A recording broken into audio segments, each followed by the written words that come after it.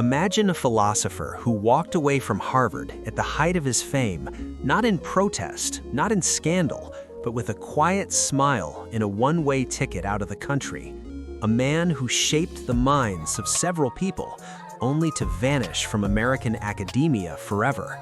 A thinker who lived in the tension between two continents, two cultures, and two ways of seeing the world. And a writer whose most famous warning, "Those who cannot remember the past are condemned to repeat it," is quoted by presidents, generals, and high school teachers, even though almost no one knows his name. This is the life of George Santayana, the Spanish-born philosopher-poet who drifted through the world with the calm of a monk and the clarity of a surgeon. A man who believed that reason was beautiful, that art was necessary, and that human beings are far more driven by instinct than we care to admit. His journey is part exile, part quest, part slow-burning rebellion against the expectations of the modern world. And it all starts in 1863 in the heart of Madrid.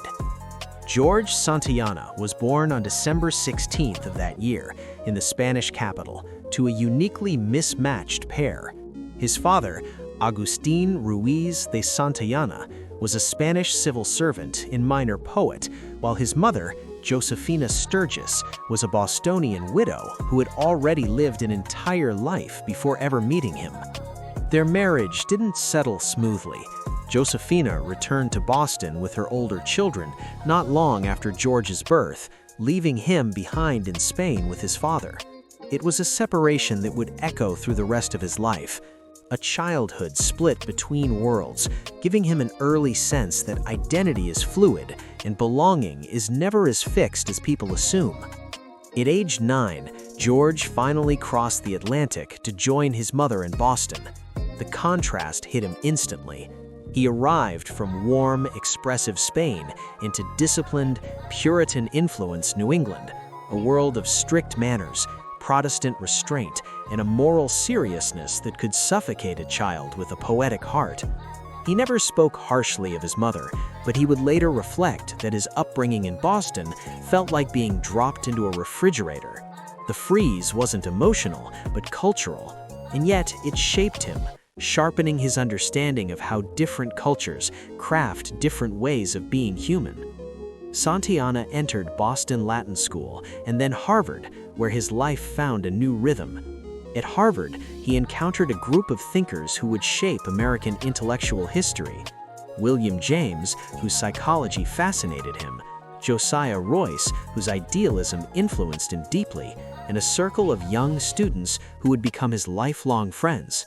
Santayana mastered philosophy with ease, but he also moved through literature, art criticism, and poetry with equal grace.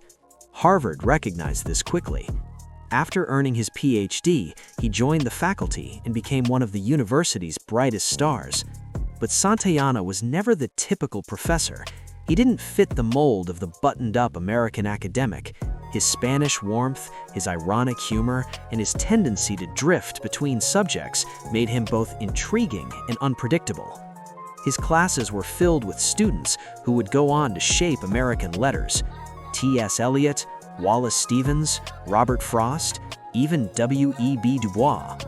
Many credited him with opening intellectual doors they didn't even know existed. Yet Santayana himself felt increasingly out of place. Harvard, in his view, was becoming too professional, too bureaucratic, too wrapped up in institutional ambition. Philosophy was turning into academic machinery, and Santayana wanted no part of it. He valued contemplation over career, clarity over prestige, and in 1912, at the age of 48, he did something almost unthinkable. He resigned, cashed out a modest inheritance, and walked away from Harvard forever. His colleagues were stunned, but Santayana, true to his nature, simply stepped into the next chapter of his life. For the next several decades, he lived a wandering existence across Europe, Paris, London, the Swiss Alps, before eventually settling in Rome. He wrote constantly, shaping the works that would define his legacy. The Life of Reason, a sweeping series about how humans build meaning. Skepticism and Animal Faith, a book exploring what it even means to know something, and his grand metaphysical system, The Realms of Being, in which he attempted to map the structure of reality itself. His style was unusual for a philosopher, clear, elegant, almost literary. He was as much a poet as a metaphysician, and his work reached readers far outside the academic world. Santayana saw human beings as creatures suspended between instinct and imagination. He believed that we invent meaning as much as we discover it, and that society's stories, religion, art, tradition, have value even when they're not literally true. In an age racing towards industrialization, he warned that forgetting our cultural memory would lead us into chaos. His famous line about repeating the past wasn't a call to nostalgia, it was a reminder that societies without memory lose their compass. When the world wars erupted, Santayana observed them with calm but piercing insight. Living in Europe, he watched ideological extremes tear nations apart. During World War II, he found himself stranded in Italy, unable to travel. By then, elderly and frail, he moved into a Catholic nursing home run by the Blue Nuns. What makes this so fascinating is that Santayana wasn't Catholic, nor even religious in a conventional sense, but he admired the nuns' devotion and appreciated their quiet, orderly environment. They, in turn, respected his atheistic outlook. It was a meeting of two worlds, devotion and detachment, that perfectly mirrored Santayana's life. Even in his final years, he wrote steadily. Assisted by nurses who carried pages back and forth, he completed The Realm of Spirit, the final volume of his metaphysical series. His expenses were quietly covered by a trust from Harvard, an ironic twist for a man who had left the university behind decades earlier. Yet, he felt no bitterness. He simply lived as he always had, deliberately, thoughtfully, and without unnecessary attachment. George Santayana died on September 26, 1952, in Rome. He never married, never returned to the United States, and never sought fame.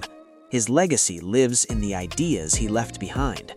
A belief in living with clarity, in recognizing our instincts, in appreciating beauty, and in approaching the world with both skepticism and imagination. He taught that philosophy isn't about escaping life, it's about understanding it deeply enough to live fully. Santayana's story endures because he lived exactly the way he believed one should, freely, intelligently, and without fear of being misunderstood. His life was a quiet rebellion, a refusal to be shaped by institutions or social expectations, and in a modern world filled with noise, his calm, lucid voice still speaks, reminding us that wisdom starts not with certainty, but with attention.